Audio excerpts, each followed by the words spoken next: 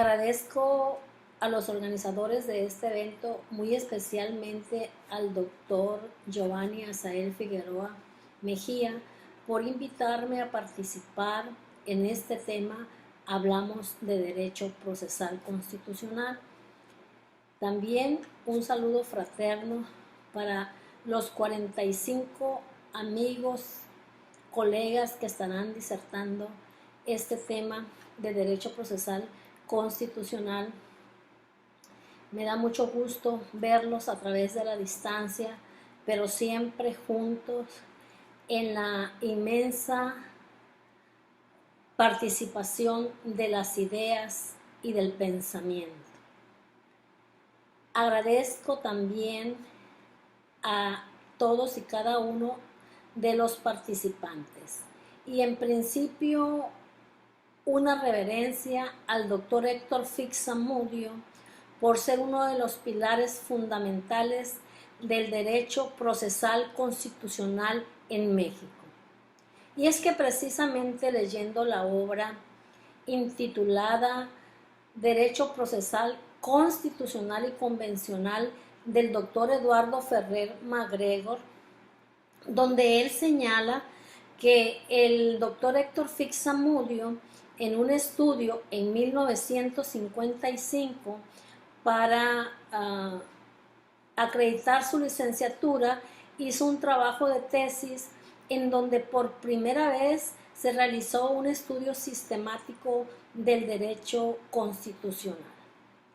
Pero también señala el doctor Eduardo Ferrer MacGregor, que es discípulo del doctor Fix Zamudio y que además es un erudito también del derecho procesal constitucional, que ese postulado del doctor Héctor Fix Zamudio, esa joya todavía no ha sido valorada por la teoría contemporánea o los movimientos contemporáneos, que todavía no se ha valorado. Por ello, mi reconocimiento al doctor Héctor Fix Zamudio por todas sus aportaciones.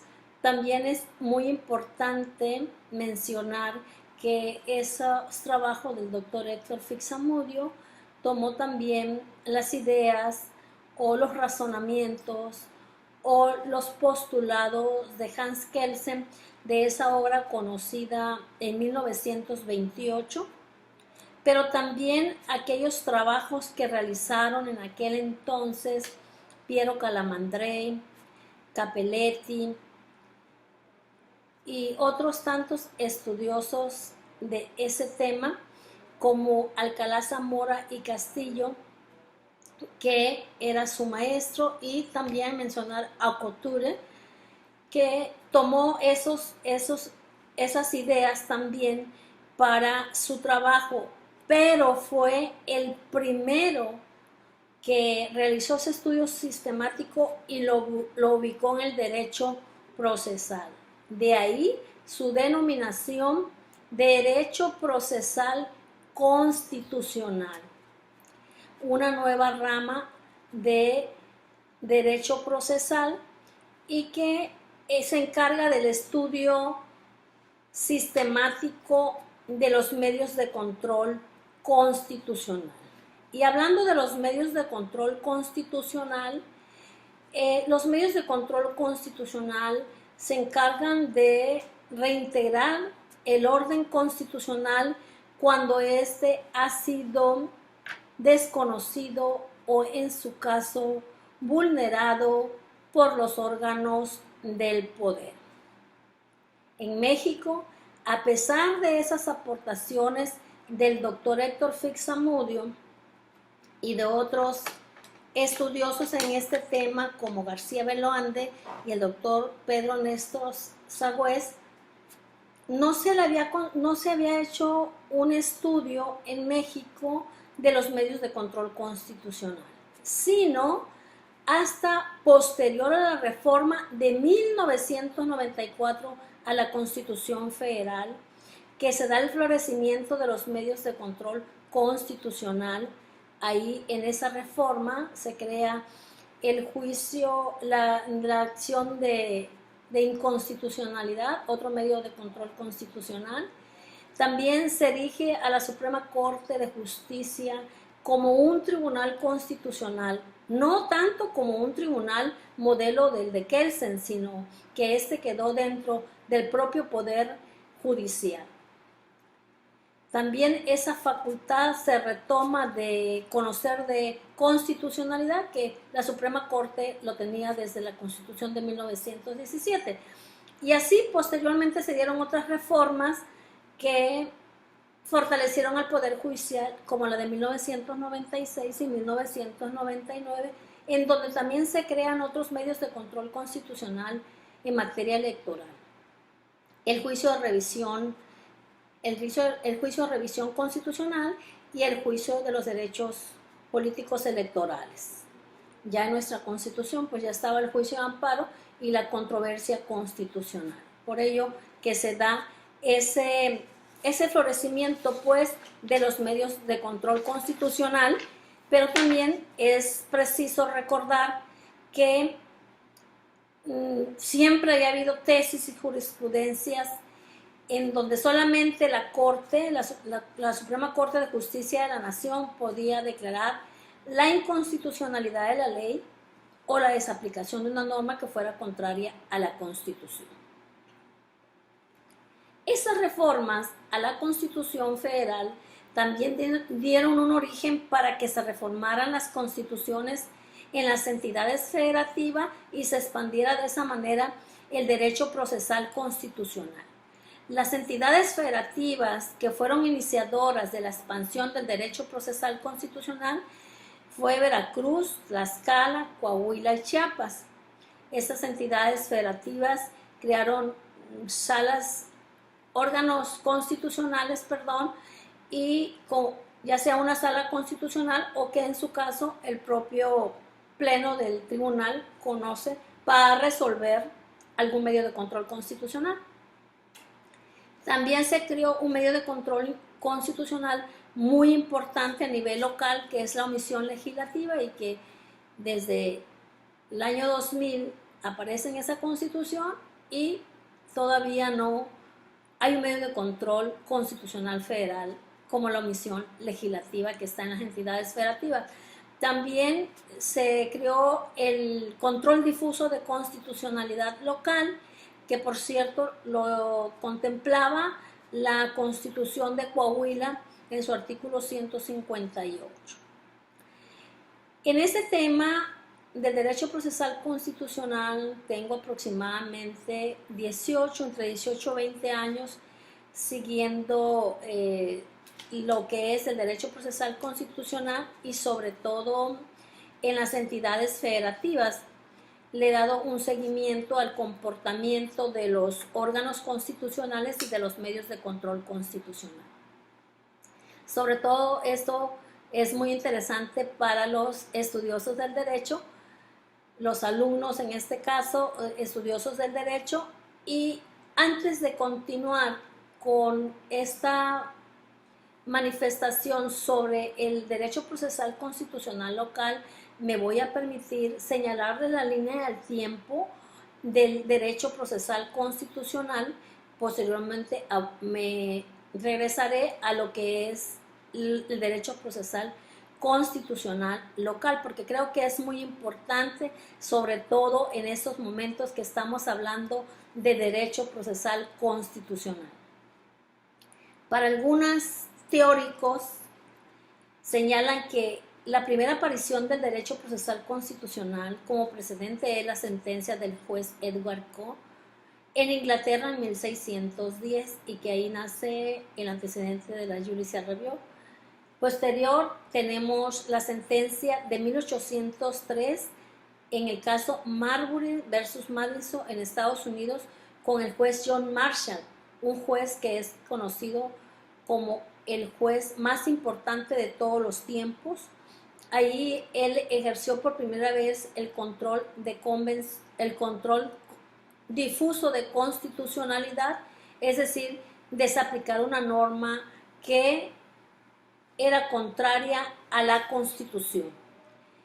Y decía John Marshall en su sentencia que una ley que es contraria a la Constitución es aberrante. seguida en 1920 por el Tribunal Constitucional Autónomo de los Tres Poderes Tradicionales de Hans Kelsen, y en 1928 con su trabajo de 1928 y esa gran polémica entre Smith y Kelsen, y que decía quién debería ser el defensor de la Constitución. Por una parte, Hans Kelsen señalaba que tenía que ser un órgano jurisdiccional, y Carl Smith que el presidente del Reich. En 1955, con los trabajos del doctor Héctor Fixamudio, pero sin olvidar que tenemos precedentes de la controversia constitucional en la Constitución de 1812, 1814, en la Constitución Federal de 1824, y también en 1824 en las entidades federativas con el recurso de duda. En 1841 con el juicio de amparo en Yucatán, y en 1857 con el juicio de amparo ya a nivel federal en la Constitución Federal, y en 1917 nuestra Constitución vigente, en 1955 con el doctor Héctor Fixamudio, las reformas de 1994 y la reforma de las entidades federativas en nuestro país. Cerrando este paréntesis, retomo precisamente cómo ha evolucionado y cómo camina el derecho procesal constitucional en las entidades federativas. El último estudio que pude realizar fue el año 2019, y todavía ahí se comportaba de esta manera. De los 32 estados, solo 17 tienen leyes de control constitucional. De esas 17, 7 nunca han conocido de un caso, nunca han resuelto ningún medio de control constitucional. Solamente hay 10 entidades federativas en donde la justicia o el derecho procesal constitucional es efectivo. Y la punta de lanza la tiene Tlaxcala, Coahuila y Veracruz. Como podemos advertir, son los estados iniciadores de la expansión del derecho procesal constitucional local. También está Yucatán y está Oaxaca a partir del 2003. Por eso considero que la justicia, el derecho procesal constitucional se encuentra semi-paralizado en las entidades federativas. Ahora hay nuevas herramientas jurídicas como el control difuso de constitucionalidad, que lo veré en un momento, y que esto fortalece a los jueces. En mi opinión, creo que se ha quedado paralizada el derecho procesal constitucional en las entidades federativas. Después de la reforma de 1994 a la Constitución Política de los Estados Unidos Mexicanos, las reformas a las constituciones locales en materia de derecho procesal constitucional, se da un salto a la internacionalización del derecho constitucional y del derecho procesal de los derechos humanos, y la importante función o labor que tiene la Corte Interamericana de Derechos Humanos, que México suscribió la competencia contenciosa en 1988 y en 1981 ratificó la Convención Americana. A partir de ahí hay una obligatoriedad para nuestro país. También es de suma importancia mencionar que ese tribunal, el tribunal más alto internacional que conoce de derechos humanos, se ha presidido como presidente 3 mexicanos, entre ellos el doctor Héctor Fixamudio, el doctor Sergio García Ramírez, y en los últimos años el doctor Eduardo Ferrer Magrego. Nuestro reconocimiento también para estos eruditos en materia procesal y de derechos humanos.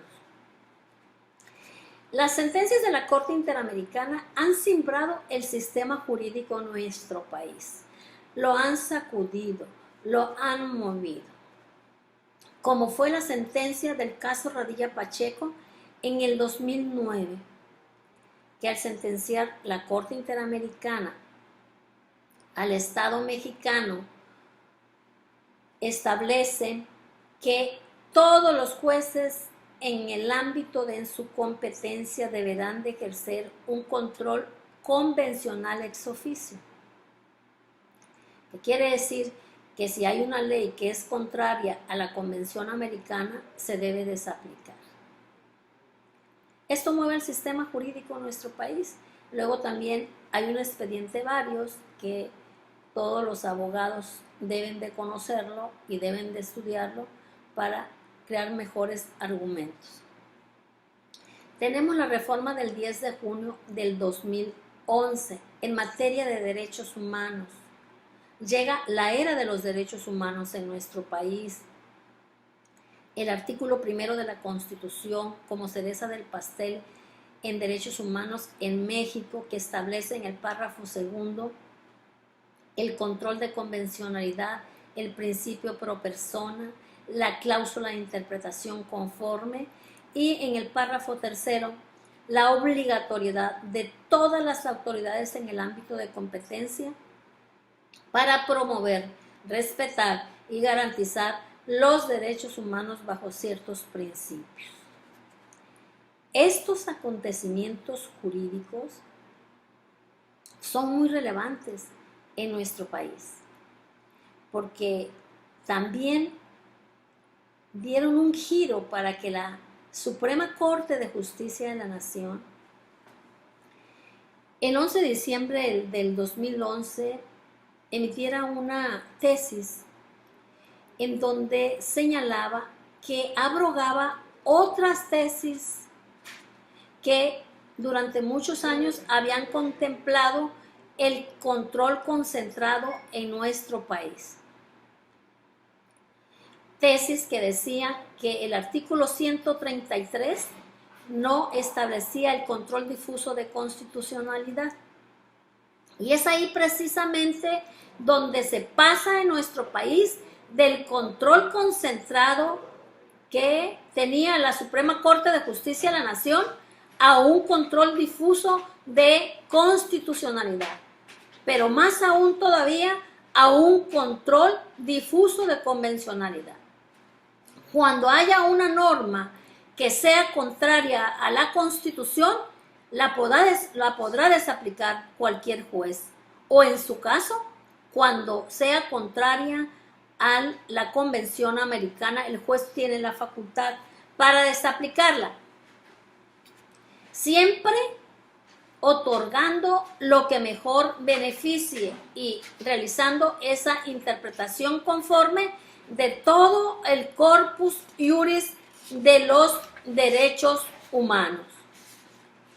El juez realiza un papel muy importante en la impartición de justicia en nuestro país.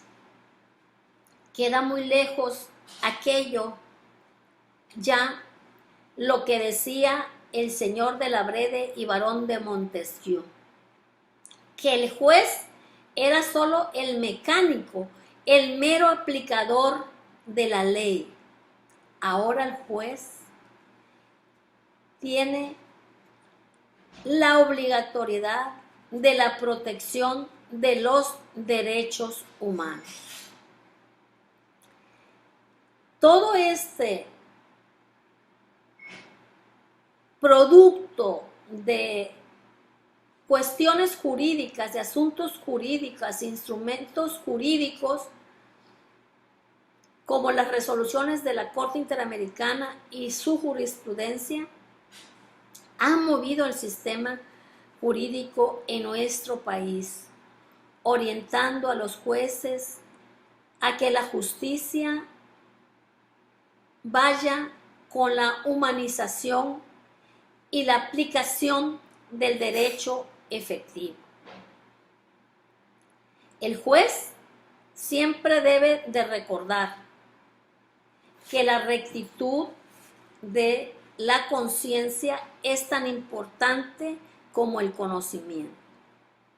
Y parafraseando a aquel ilustre procesalista italiano Piero Calamandrei, el juez debe de juzgar con ciencia y con conciencia. Y en estos momentos, sumándole el humanismo. Muy agradecida por la invitación.